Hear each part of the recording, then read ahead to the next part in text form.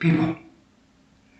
I'm Father Regis Scanlon, and I come to you from St. Francis of Assisi Friary in Denver, Colorado. I'm 48 years old. No, I'm sorry. Just kidding. I've been a priest for 48 years, 52 years of Capuchin. I'm going to talk to you today about St. Joseph. And he can give us great consolation during these times of the pandemic and the violent divisions that are occurring over the elections and different things in the streets today. It's scary out there, and we need his help. How much do you know about St. Joseph?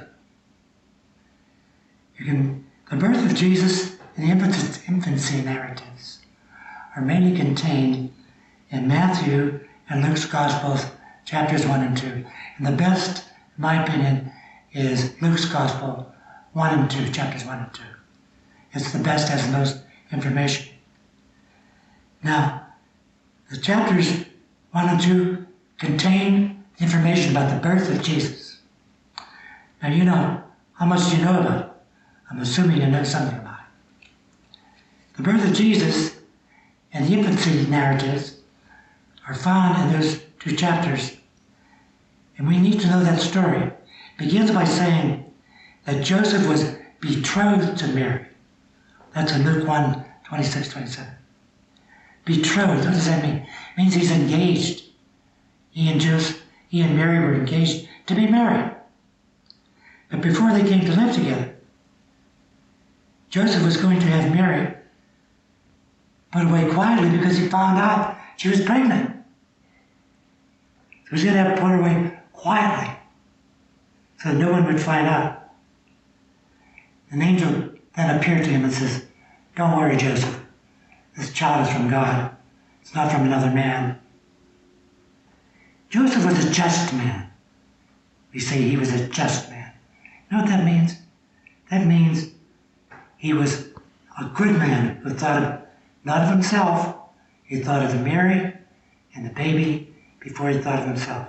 So he was going to have him put away privately, because in those days, if you were caught doing something like that, before you were married, you could be stoned to death. Stoned, killed. So he was going to have her put away privately and quietly for her sake. Now, how many guys would do that today?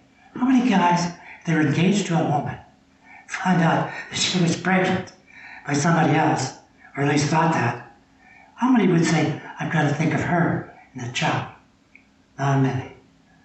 There's probably some. But Joseph was a wonderful person. He thought of Mary and Jesus before he thought of himself. That's not the only time either. Later on, after Jesus was born, Bethlehem, and Herod wanted to kill Jesus. Sent all his soldiers out searching for Jesus. What did Joseph do? He traveled 490 miles to Egypt.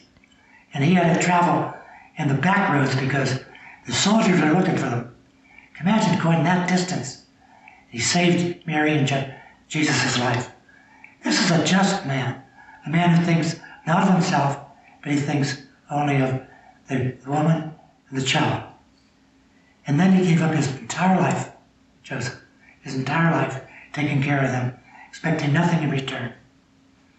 Now it is clear that no one loved Jesus more than Mary. But after Mary, the one who loved Jesus the most was St. Joseph, above any other saint. This is why 3 popes have mentioned Pius IX, Leo XIII, John Paul II, have mentioned how St. Joseph is the patron and protector of the universal church. It's very important for us to realize that today.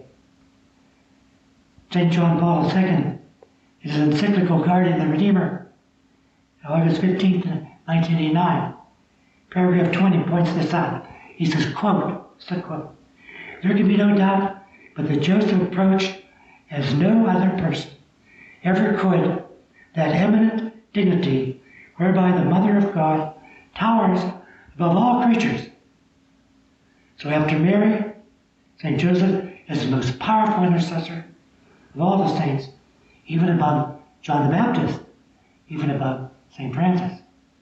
And so, I will continue this in the next talk, God willing. God bless you. Pray for me. I'll be praying for you. All the Capuchins will be praying for you.